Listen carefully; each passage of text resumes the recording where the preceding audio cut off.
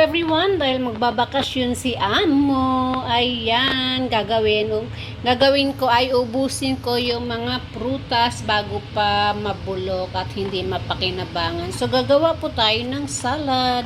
So, ayan, kasi dadalawa lang naman kami. Ito lang po ang gagawin at yan lang po talaga ang natitira. So, meron tayong isang apple, isang orange. Ayan, may ilang pirasong blueberry at saka may tira ko dito na pineapple slices mula dun sa aking ginawang sweet and sour pork ribs. So, come on, let's go. Samahan niyo ako. So, ito po ang usually na ginagawa ko sa blueberry. Pag mag-prepare ako at ihanda kay Amo. Ayan, binababad ko lang siya sa tubig na may detergent soup. Ay, dishwashing soup pala yan. Pero syempre, babanlawan lang natin na mabuti yan mamaya. Kasi, di ba, kung mapapansin niyo yung blueberry is meron niya parang puti-puti na parang, ano ba tawag dyan? Parang apog. Apog ba yan? So, kailangan po talagang linisin natin mabuti yan. So, ganyan, ibababad ko lang yan ng mga ilang minuto at babanlawan natin mabuti. Pagdating naman po sa apple, ayan, hinugasan ko na siyang mabuti at gagawin natin, iwain lang natin ito.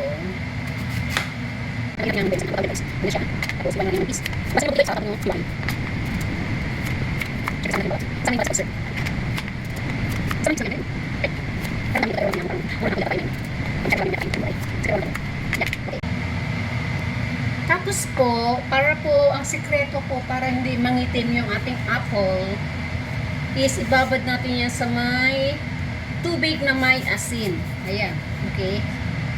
Tubig na may asin. Ibabad lang natin siya hanggang sa mamaya mga ilang minuto lang. Alright.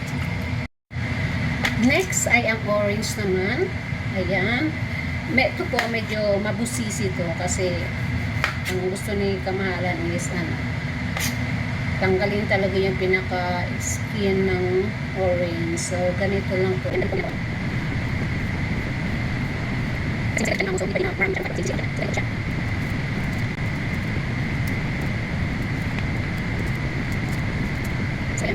Ayan guys, tatanggalin ko to ng lahat yan. Yung pinaka first skin ng orange, tinatanggal ko yan. Matrabaho siya, pero okay naman. Tiyagaan na lang. Dollar din to guys. Dollar is life. So, ayan. Yung ginagawa ko dyan. Yan. Ang galing yan. Tapos,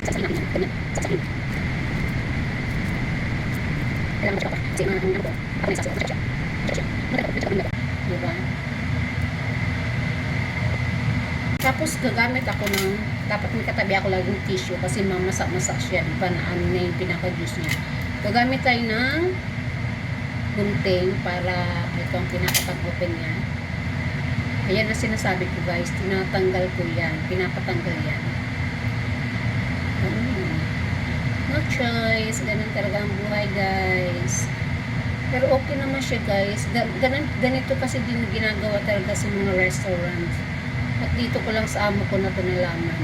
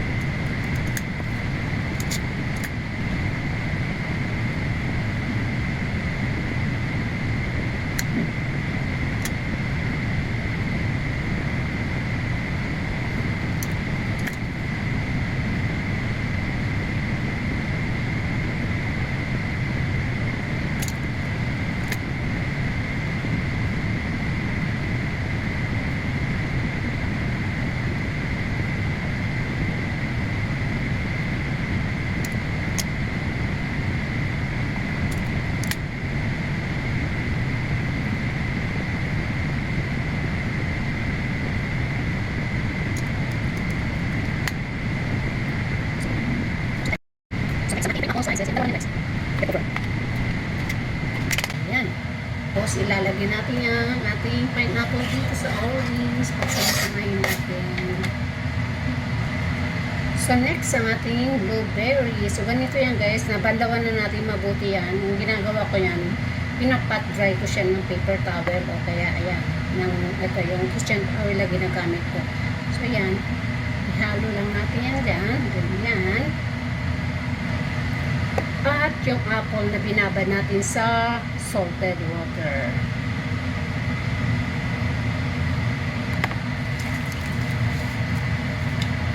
Yan. Masyado nga siya marami guys. So, huwag na natin ubusin. So, ganyan lang siya guys. Oh, teka muna. Halo nyo. Ihalo natin para yan. Tapos, ganyan lang siya guys. Yan lang. Pure fruit salad. Walang keme-keme na cream or whatever. So, yun lang siya. Then, tatakpan lang natin ng cling wrap at palamigin. Ilagay sa ref para lumamig.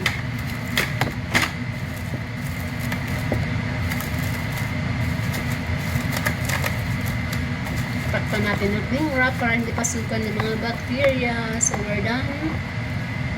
Mamaya ko na yan serving. Isi-serve natin ito mamaya. Okay?